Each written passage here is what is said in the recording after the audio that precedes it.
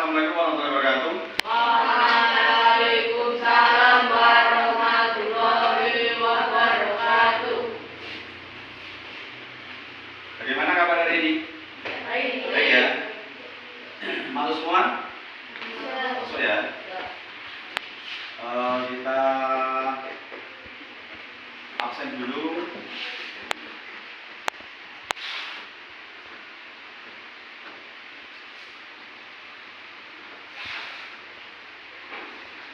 Yogi kemana kemarin kalau tidak masuk?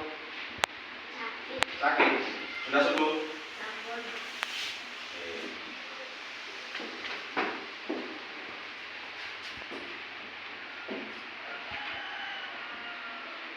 Ayo Yogi pimpin juga ya. Persiapan berdoa mulai.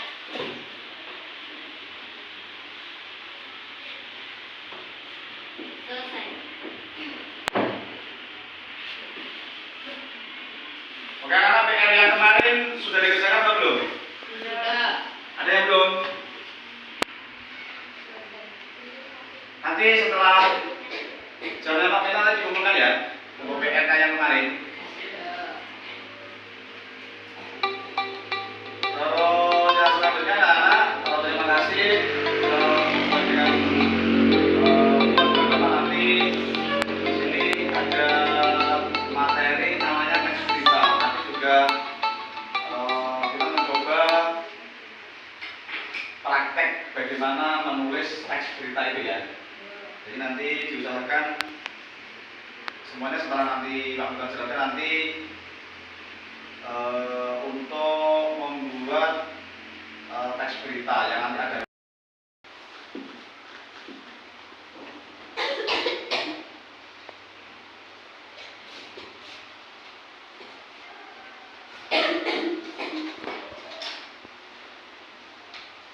Jadi anak-anak kita ke materi teks berita.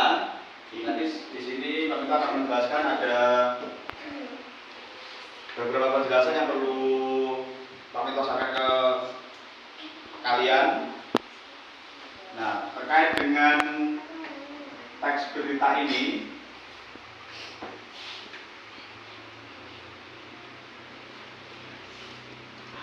nanti ada semacam rumus ya. Jadi nanti ketika ini nanti ada unsur pembentuk teks, ada strukturnya, ada kaidahnya. Nanti juga ada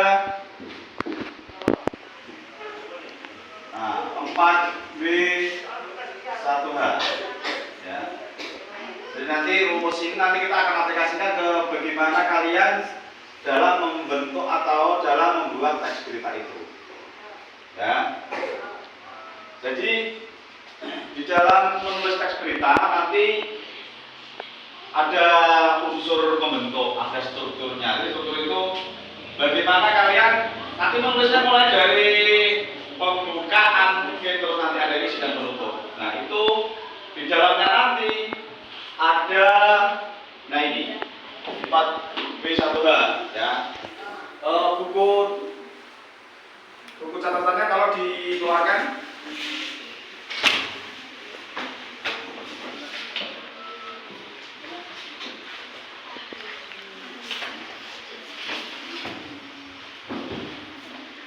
Nah, yang Pak Minto jelaskan tadi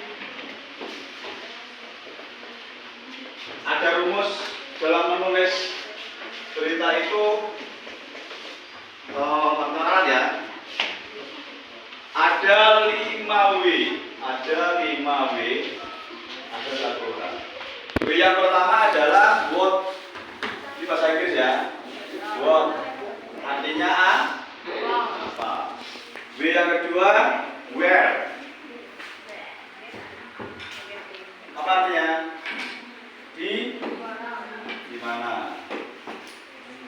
W yang ketiga adalah when atau kapan. W yang keempat who, apa ini? Siapa? W yang kelima why. Apa artinya? Mengapa? Mengapa? Terus hanya apa hanya? Hanya apa? Oh, artinya bagaimana? Nah, ini berarti ada unsur pembentuk teks berita itu rumusnya ada 5W1H. Nanti akan berdasarkan lebih lanjut. Nah, gimana nanti what, where, when, who, why, ya. Nah, sedikit saya jelaskan ini. Sedikit saya jelaskan terkait dengan 5W1H itu dalam membentuk berita itu what artinya menjelaskan peristiwa atau informasi itu disampaikan dalam berita. Apa yang disampaikan? Ya. Terus where. Dan selanjutnya when itu kapan? Jadi berita itu penting sekali ketika kapan terjadi berita itu. Apa beritanya, di mana beritanya, kapan beritanya. Nah, yang keempat ini Bu, siapa? Siapa yang kalian beritakan? Yang kelima why, mengapa? Mengapa berita itu kalian buat? Alasannya apa? Jadi yang 5W itu artinya itu. Nah, who itu bagaimana? Di dalam penulisan teks berita, who itu sangat penting. Bagaimana teks itu kalian buat itu sebagai struktur untuk melengkapi yang 5W tadi. Ya, gitu ya. Nah, itu anak-anak bisa ditulis mungkin ya.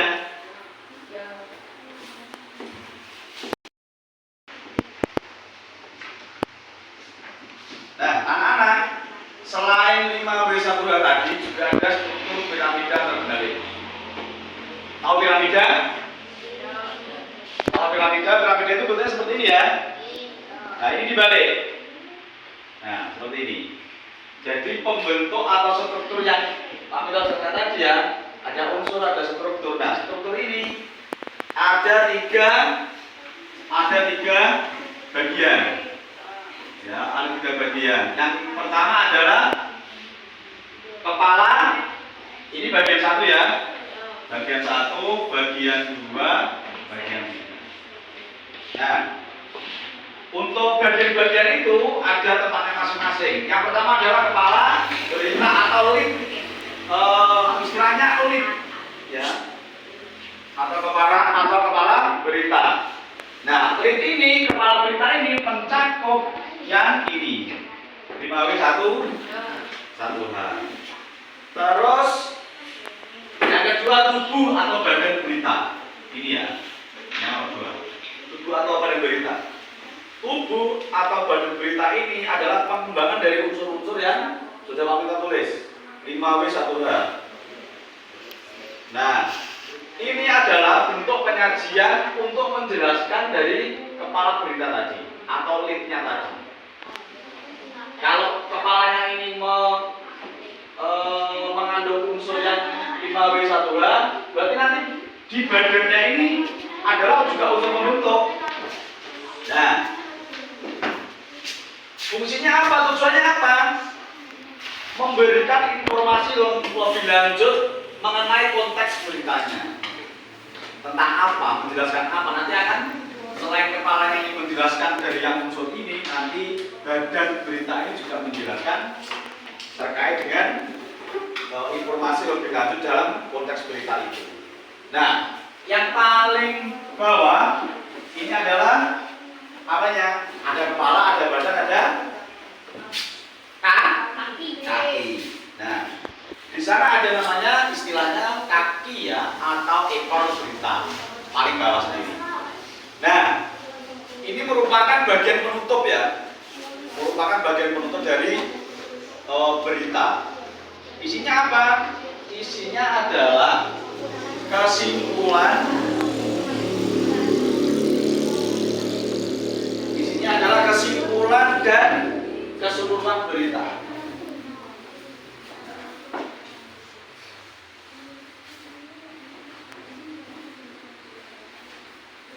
Paham ya? Ada yang tidak paham? Ada yang tanyakan? Anak-anak? Bisa ya?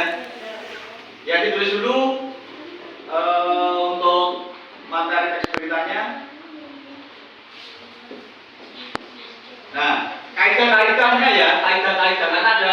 unsur, struktur, dan kaidah. Nah, kaidah-kaidah tadi ini juga perlu kami jelaskan di dalam penulisan teks berikut ada kaidah-kaidah. Yang pertama, menggunakan bahasa baku. Bahasa baku itu apa? Bahasa baku itu bahasanya digunakan harus sesuai dengan standar bahasa Indonesia, mengacu pada Kamus Besar Bahasa Indonesia atau KBBI. Jadi harus baku bahasanya. Iya, tidak, kamu, aku, itu baku. Kalau lo, gua, baku enggak? Tidak. Ya. Sudah sangat jelas ya? Sudah ya? Nanti anak-anak di rumah nanti bagaimana untuk tema beritanya nanti akan tentukan ya. Nanti di rumah membuat, silakan cari referensi mungkin di buku-buku paket yang lain. Silakan monggo nanti kalian membuat itu ya. Terus nanti akan kami cek nanti sekitar hari Sabtu ya. Hari Sabtu ada jurnal kita lagi. Nah, terima kasih anak-anak, mungkin cukup itu dari Wanito. Ada kurang lebihnya mohon maaf dan kami akhiri. Wassalamualaikum warahmatullahi wabarakatuh. Waalaikumsalam.